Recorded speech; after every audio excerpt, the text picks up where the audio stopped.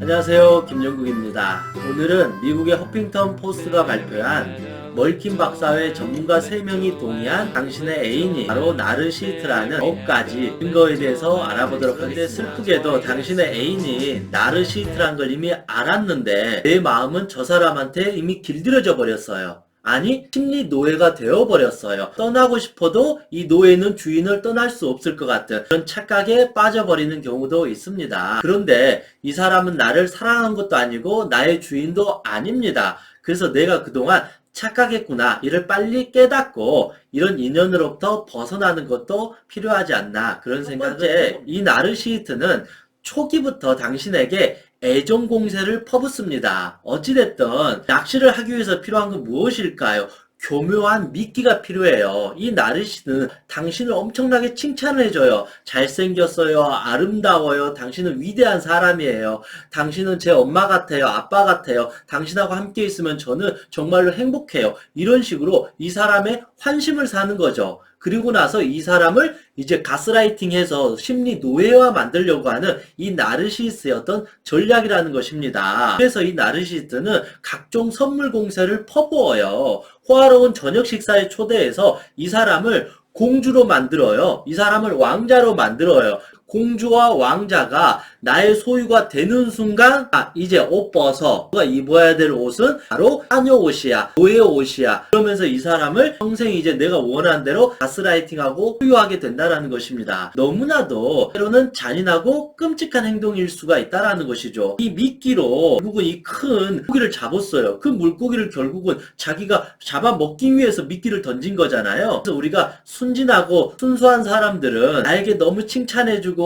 잘해주고 선물 공세를 해주며 저 사람이 나를 사랑하구나, 나를 소중히 여기고 있구나라고 착각을 하게 되는데, 결국은 그로 인해서 내 삶이 망가질 수밖에 없기 때문에 이유 없이 나에게 과한 선물과 칭찬을 하는 사람들은 조심해야 된다. 그런 사람들은 나르시스트일 확률이 아주 높습니다. 두 번째는 큰 제스처를 보여준다. 타인의 기억에 오래 각인이 되려고 하는 거죠. 타인에게 매력적인 모습을 보이기 위해서 어떻게 할까요? 화장을 해요. 허세를 부려요. 내가 마치 어떻게 대단한 사람인 것처럼. 근데 막상 사귀고 나서 결혼하고 난 뒤로는 아무것도 없다라는 것이죠. 재산이 몇십억이라고 했는데 돈 한 푼도 없고, 부모가 어떤 성공한 사업가라고 했는데 그래 그냥 계시는 거고, 자기는 명문대 출신이라는데 대학을 나온 적도 없고, 이런 식으로 이 사람의 마음을 사기 위해서 쓸데없는 어떤 허세를 부리고 심지어는 거짓말도 일삼는다라는 것이죠. 왜냐하면 나를 최대한 매력적으로 보이기 위해서, 이 사람을 속이기 위해서 수단과 방법을 가리지 않는다라는 것입니다.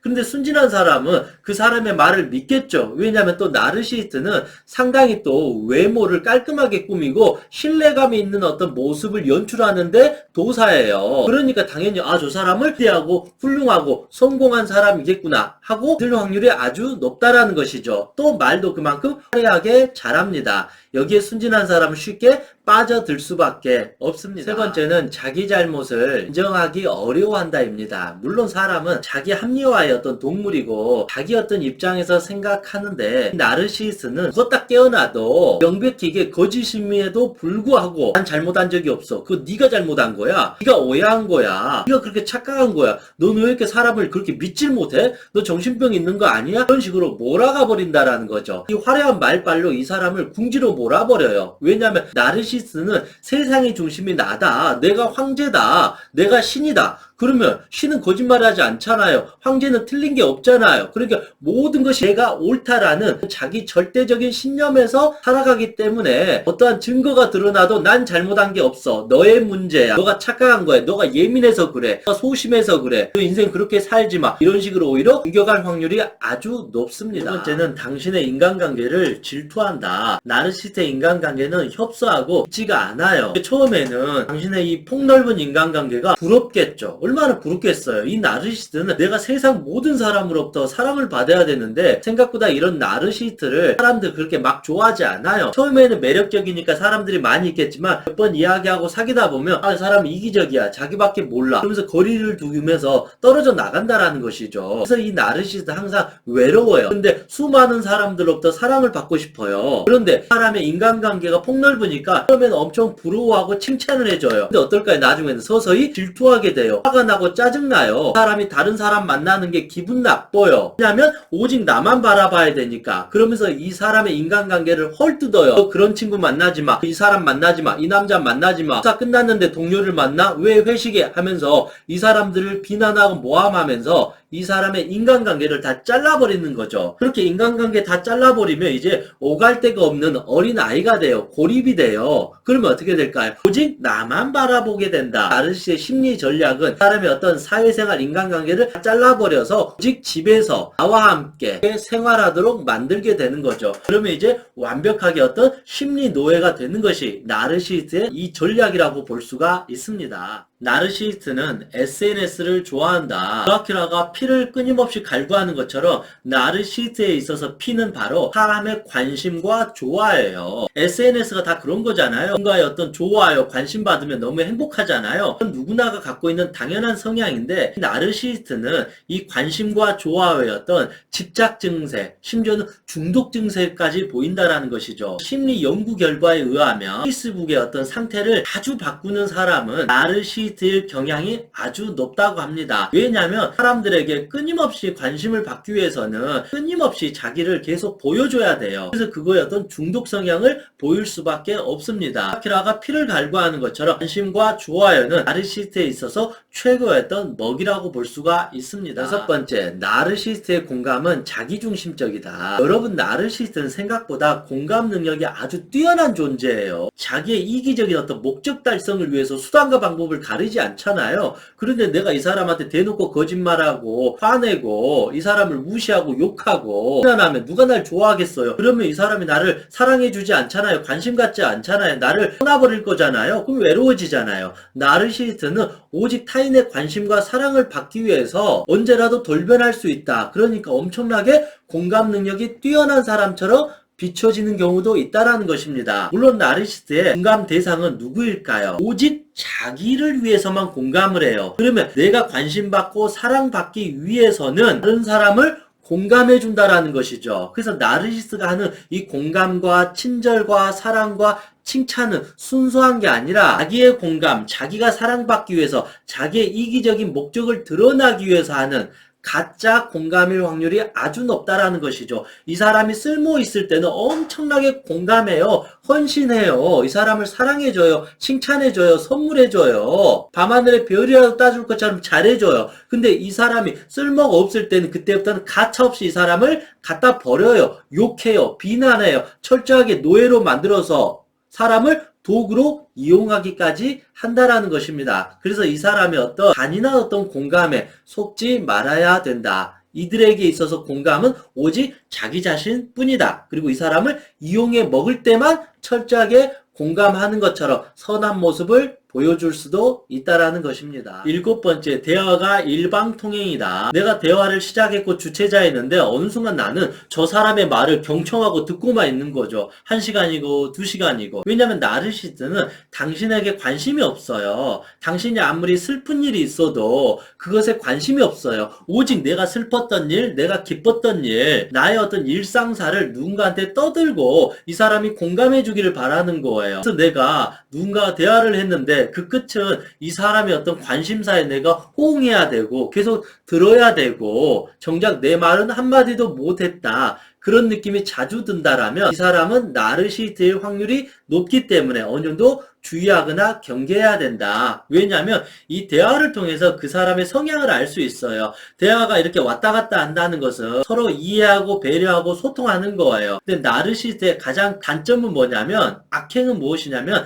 나는 너와 소통하기가 싫다. 오직 나만 바라봐. 모든 것이 나를 위해서 움직여야 된다. 그러니까 당연히 대화를 할 때 자기 이야기만 하고 자기 말만 하고 자기의 관심사만 떠벌리고 끝난다라는 것이죠. 그러면 도대체 나는 도대체 누구랑 이야기한 건가? 그러면서 기분이 약간 찝찝해지거나 심지어 약간 기분이 더러워진다는 느낌이 들을 경우에는 이 사람이 나르시스트일 확률이 높겠구나. 내 말을 전혀 듣지 않고 있구나. 자기 말만 원하고 있구나. 라고 파악하는 것이 맞다고 생각합니다. 여덟 번째, 외모가 훌륭하다. 이건 좀 번역이 좀 그런 것 같은데 단순하게 얼굴이 잘생기고 예쁜 게 아니라 나르시스트는 다른 사람의 사랑과 관심을 받는 것이 가장 중요한 숙제예요. 그래서 연예인병에 걸린 사람들과 같다. 그러니까 끊임없이 자기 외모에 집착을 해요. 거의 강박적으로 자기를 계속 꾸며요. 남들에 비해서 외모가 당연히 훌륭할 수밖에 없다라는 것이죠. 그게 그들이 갖고 있는 무기인 거죠. 그래서 사람들이 더 이 나르시스트를 좋아하고 사랑하고 관심을 줄 수 있도록 자기의 어떤 외모에 대한 집착 증세를 보일 수밖에 없다. 그래서 이 전문가들은 외모가 훌륭한 사람들이 나르시스트는 아니다. 대부분의 나르시스트는 자기의 외모에 집착하기 때문에 남들에 비해서 좀 더 훌륭하고 매력적이고 화려한 어떤 모습을 보이는 경향이 있다라고 합니다. 너무 사람을 볼 때 외적인 모습도 참 중요하지만 사람의 어떤 실제 마음을 보기 전까지는 이 사람의 외모를 보고 이 사람은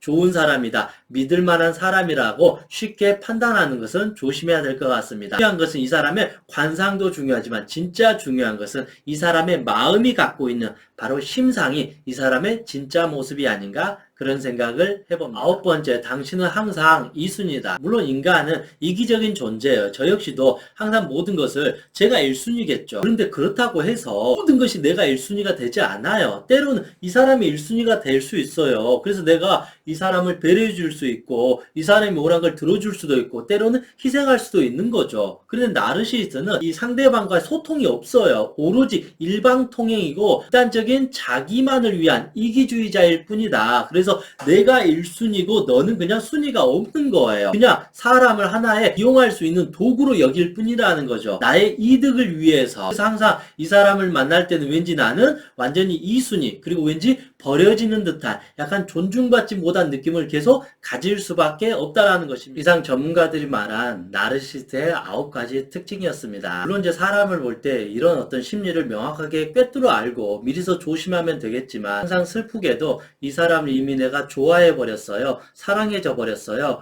그래서 이 사람이 나르라는 걸 알면서도 떠나려고 해도 떠날 수가 없고 이런 나르시스트는 더 교묘하게 나를 조종하고 통제하고 내 여린 마음을 계속 건드리기 때문에 내 모성애를 건드리기 때문에 나를 도망가지 못하도록 계속 지속적으로 가스라이팅을 하기 때문에 나는 이러지도 못하고 저러지도 못하고 고통받는 어떤 경우도 많이 있는 것 같습니다. 근데 여러분 이제 이 착각에서 벗어나야 됩니다. 나르시스는 어찌 보면 알코올 중독자와 같습니다. 마약 중독자와 같습니다. 도박 중독자와 같습니다. 결국은 이 나르시스트가 나에게 계속 술을 먹여가지고 어느 순간 내가 알코올 중독자가 돼서 제발 술 주세요. 나 이제 술 없으면 못 살아요. 이렇게 된 거예요. 나르시스트가 나에게 이렇게 마약을 투여해가지고 내가 이제 마약이 없으면 안 될 것처럼 그렇게 나를 최면을 거고 쇠뇌를 걸었던 것이다. 자, 이 사람이 좋은 사람도 아니고 이 사람이 나를 사랑한 것도 아니고 그동안 나를 이용해 먹은 것에 지나지 않다. 나는 그동안 내가 착각에 걸려가지고 세뇌가 되어가지고 노예가 되었을 뿐이구나. 더 이상 저 사람에게 미련을 가지면 안 되겠구나. 내가 그냥 중독에 빠진 알코올 중독자와 같구나.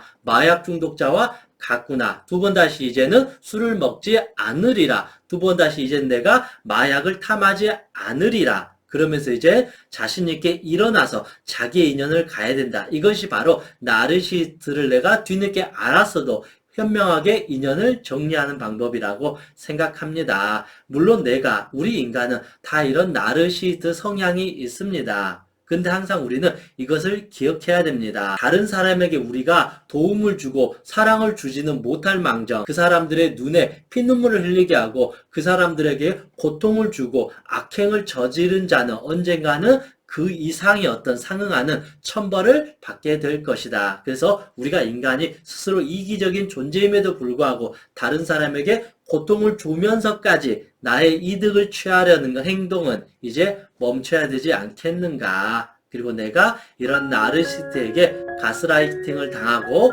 벗어나지 못했다면 이제라도 당당하게 일어나서 내 삶을, 내 인생을, 내 걸음을 시작하는 것이 맞다. 저는 그렇게 생각합니다. 이상 행복체면사 청명이었습니다. 수고하셨습니다.